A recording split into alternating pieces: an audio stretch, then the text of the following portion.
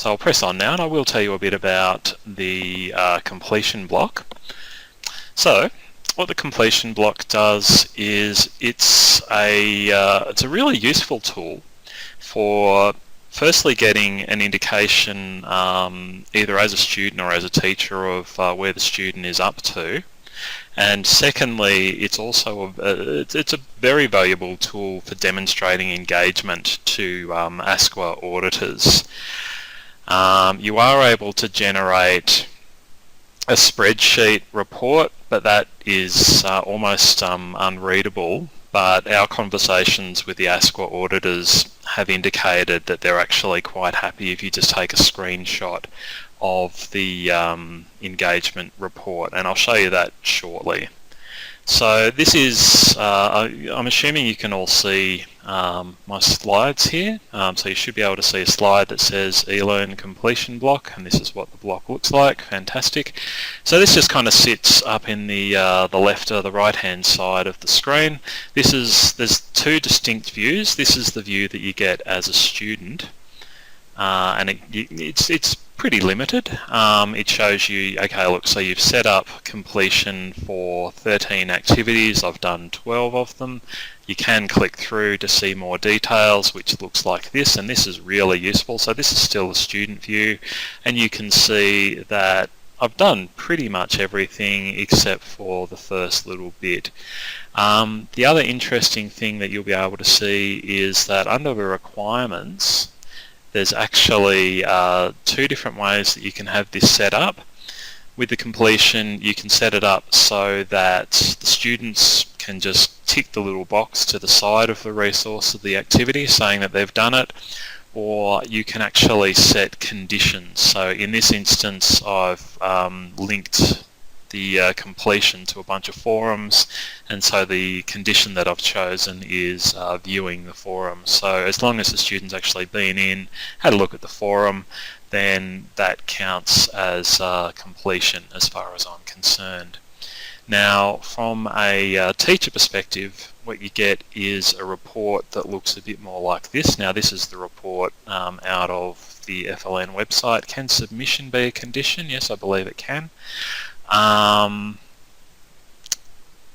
of the other conditions you can actually set up is that the teacher has to tick it off and say that it's been completed as well. So it might be that the student submits it and that's, you know, considered their part of the job, and then once the teacher's graded it, they check it off, and then that activity is, you know, completely regarded as having been completed. So yeah, this is what the report looks like. As I say, you can just take a little screenshot of this, give this to the ASQA auditors, and they're quite happy. So let me just show you how to actually use this. Now what I was going to do here, I was hoping I could actually set Connect up so that I could have the slides with the instructions in one window and then the screen sharing in the other one, but then I tested it and you can have either or. So what I'm going to do instead is be a bit sneaky, paste, that came up a bit messy. These are essentially the instructions. If you look down into the files area in the bottom right of your screen, you'll see that there is actually a PowerPoint and also our link to the instructions about conditional release. So you can download those files at any time. So what I'm going to do is stop sharing now, share my screen. Where'd that go? Sorry, I'm just trying to find the window that I've actually got open. Alright, so what we've got now is... Okay, so can you actually see the screen? If someone could speak to me, because I can't see Connect at the moment. Oh, good. Fantastic. Alright, so there's a couple of steps involved in getting your conditional release working. So what you need to do is firstly go into the settings for your course and edit the edit the settings for your course. This is just to make sure that activity tracking is actually active. And then right down the bottom here, under student progress, you can either have completion tracking enabled or disabled. Obviously we want to have that enabled. So we save that.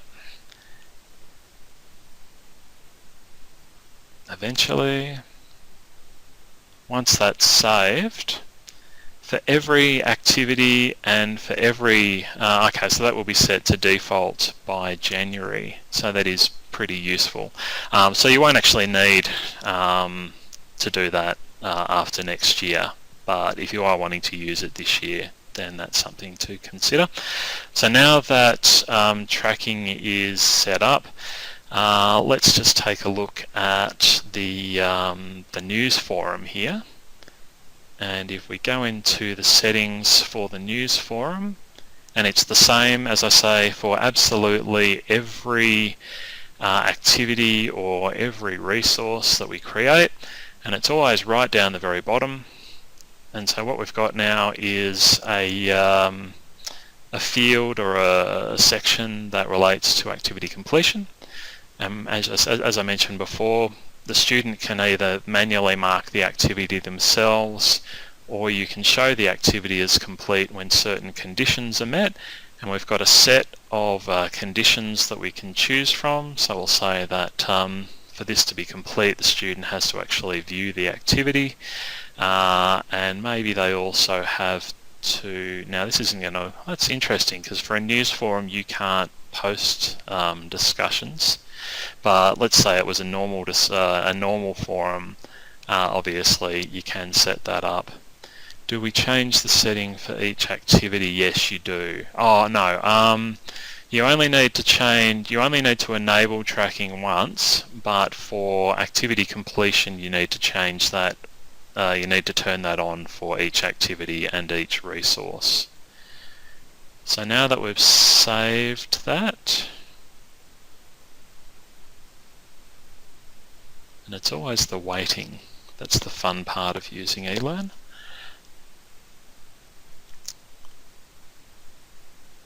Sorry, okay, so I keep seeing little messages popping up, but they disappear before I can read them. So if you can hold off the questions for a second, I'll try and answer them once I'm done. What we want to do then is, and actually you'll see, so now next to the news forum, next to latest news and announcements on the right hand side here, there's now a checkbox, and it's dotted, which means that it's conditional. So something has to happen in the news forum for that to actually be ticked. Now what I'm going to do is add a course completion block to the course. You know, most of the blocks I've got sort of sitting over the side here, and in a second that will all disappear. Now as I'm in here as a teacher, I'm not currently being tracked by completion in this course, but as soon as I change over to being a student, that will change, and it will tell me how far I've gotten with the activities in this particular course. And you'll see that I've completed 11 out of 13, and then I can pop down here. This is what I showed you before, where you can see exactly what it is that I need to do. And where's the one that I haven't done? Okay. Go into the code of conduct. All I need to do is to view this. Now it sometimes takes a couple of minutes for the changes to actually register, so you'll see that hasn't changed yet, but rest assured that it will. So now if I return to my normal role,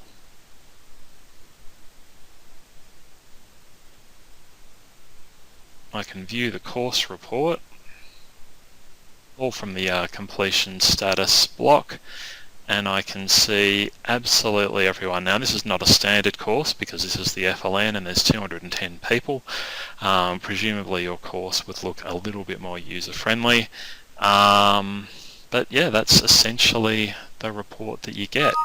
Now there's a couple of places that you can add some additional settings for this. In the settings box here, there is distinct settings for completion tracking. Now one of the things in this example, because I've been jumping in and out and playing with things and we've been using this in the past, kind of the same with quizzes. If you've done something, then it will kind of lock the system down, because if you were to make some changes, obviously that's going to render the previous data invalid. Now that's not as important in this particular course, and all you need to do is unlock the completion options and then delete the user completion data. Obviously that is not something you're necessarily going to want to do in your course. So yeah, so you can set it up so that a teacher or flex ed person or whatever is also able to manually complete the thing. You've got a list here of all of the resources and the items that have got completion tracking on them and the ones that don't. And you can also set it up so that to finish the whole thing they need to get a particular grade. And that's essentially how it all works. So let me jump back into Connect and stop sharing that, and now I can take a little bit of a look at what you've been asking. Okay, so Carol thought it was already default as the tick boxes appear when you create a new activity. I'm not sure about that one. Penny? I know, I have noticed that. Sorry, go on. Yeah, not sure either, because I normally started it when I first open a course, so I normally say completion tracking on. So that's what sets it to go. Okay, yep. Yeah, and so for Carol's second one, you've got the option. You can have either. So you can either have the tick boxes that the students tick, or it can be set up so that it's only considered complete if they've actually opened the document or finished the quiz or added something to the survey or made, 3 posts on a forum.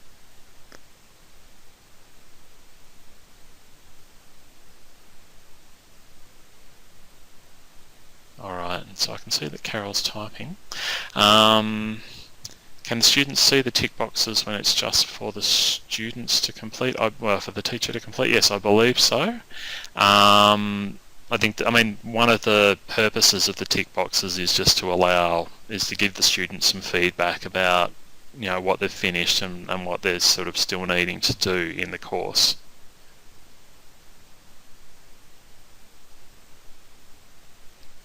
Alright, well if there aren't any extra questions, I'll wrap it up. As I say, we do have a guide down here, also up on teacher.cit, the conditional release guide, which covers a lot of what I've covered in this presentation, and you can grab the PowerPoints with those kind of slightly more well formatted instructions for doing this.